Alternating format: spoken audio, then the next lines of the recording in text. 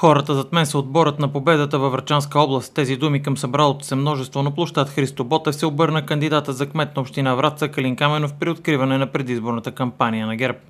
Въпреки че има много песимисти за бъдещето на община Враца и за цялата област, хората зад мен са доказателство, че имаме силата и компетенцията да се справим с предизвикателството и да възродим общината и областта ни, допълни той. Отбора зад мен е доказателство, че ние имаме силата, компетенцията, уменията, знанията и желанието да променим нашите общини, да ги направим развиващи се и инфраструктурно уредени, инвестиции, работа и млади хора. Трите ключа към успеха, които ще се случат във Враца и във всички общини във Врачанска област.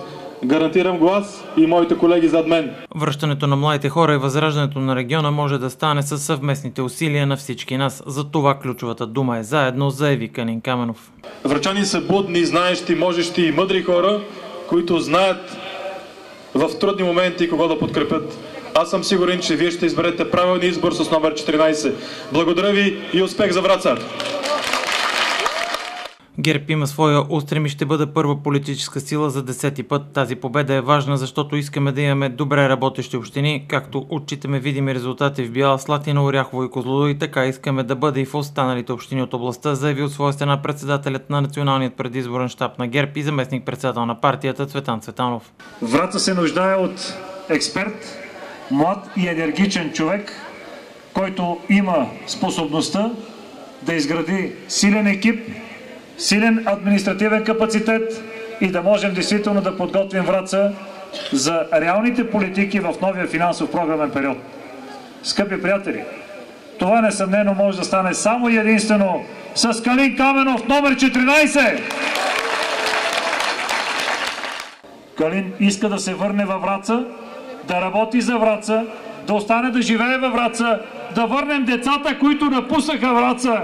И това ще го направим на 25 октомври с номер 14. Победа! Победа! Победа!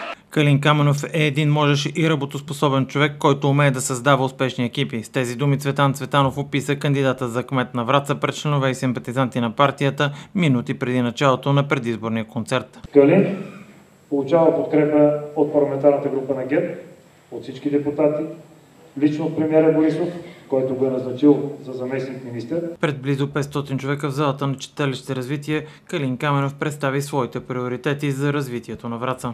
Враца много скоро ще си стъпи на краката и Враца ще изглежда по друг начин. Това е моята задача тук и затова се връщам в родния си град, за да го дигна на крака. Искам вашата подкрепа да го направим заедно, защото един град, всъщност това са неговите хора, неговите жители. Всички ние сме сърцето на Враца и искам на 25-ти да бием в един ритъм с номер 14. Благодаря ви.